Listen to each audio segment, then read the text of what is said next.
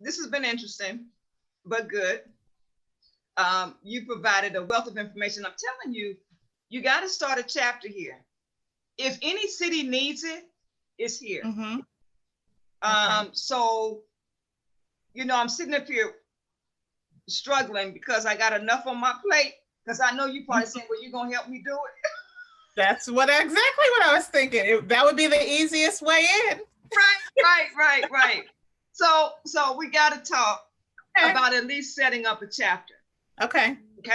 Okay. And even if it, we'll talk about how that can be done, what we can do.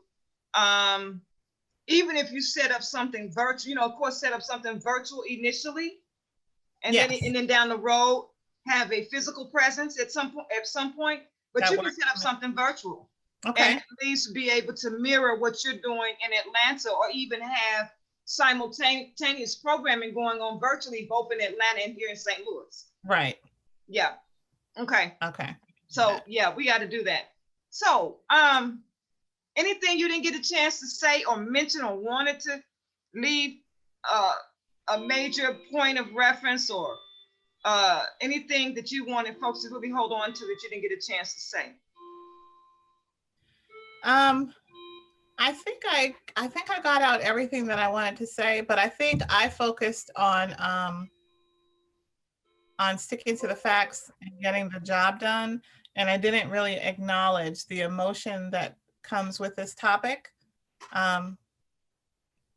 Parents are afraid, and I think it's important to acknowledge that. Mm-hmm. It's a real emotion, and it's reasonable to have in this situation. But with that fear, I want that fear to be let that fear motivate you to action. Mm-hmm.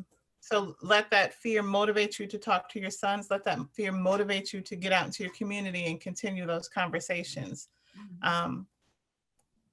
Of course, I'm not going to back down from, arm yourself with facts and figures and numbers and statistics. Mm-hmm. But the emotional aspect of it is real too. And acknowledge also that your son has some emotion about this. Right. That when you tell your son that, he's in more danger than anyone else, there's emotion that comes with that. Mm-hmm. So acknowledge that, and, educate yourself too about how he may be feeling, so that you can help him talk through how he feels about it. Exactly. Yeah, because if you don't help them or give them space to acknowledge their own fears, mm-hmm. then they mm-hmm. just stuff that down and it becomes anger. Right.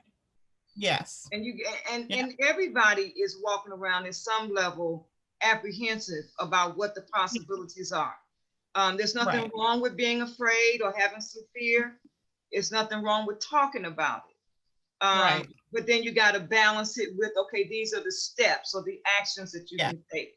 Yes. But you don't want them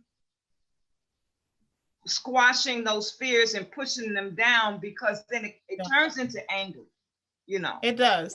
Yeah. And you do want to be a safe place for your son to come to you to talk about his feelings. You do. Okay. And you want him as a young man to be able to acknowledge his feelings and to be able to verbally discuss them, because should he marry one day, he's going to need to be able to handle his emotions with his family as well. Right. That's true. That's very true. Good points, Joy. Okay, great. Well, you've been listening to the recap of the Justice Beat talk show today with Joy Monroe. We trust that we left you with some additional tidbits that you can use, and we thank you for listening.